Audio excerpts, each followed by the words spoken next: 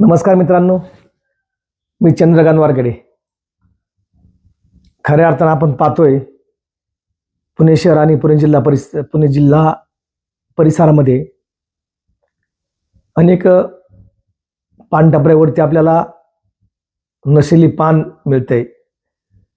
आणि मित्रांनो, खऱ्या अर्थाने आपली पुढची पिढी संपवण्याचा हा एक प्रकारचं षडयंत्र आहे. आणि त्या ठिकाणी आपण पाहतोय की 10-12 वर्षाची मुलं त्या ठिकाणी ते पान सेवन करताना दिसत आहेत.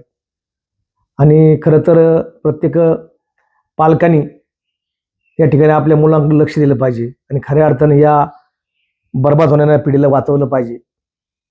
अनेक ठिकाणी या छोटे छोटे दुकानं त्या ठिकाणी उभी केलेली आहेत, पानटपरे उभे केलेले आहेत. त्या ठिकाणी मस्त सजावट केली दिसते आणि त्या ठिकाणी त्या पानामध्ये आपल्याला ड्रग्स सारखे पदार्थ त्या ठिकाणी मिसळले जात असल्याची शक्यता नाकारता येत नाही.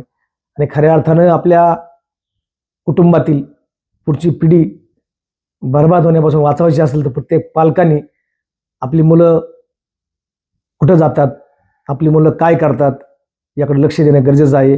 अन्यथा पुढील होणारं नुकसान हे आपल्या कुटुंबाचंच असेल. सर्वांनी याबाबत आपापल्या भागामध्ये असा प्रकार चालू असेल त्या ठिकाणी संबंधित स्थानिक पोलीस स्टेशनला आपण त्या ठिकाणी तक्रार केली पाहिजे आणि आपल्या या पुढच्या पिढीला वाचवण्यासाठी प्रत्येकाने प्रयत्न करावा अशा माझी विनंती करतो. धन्यवाद.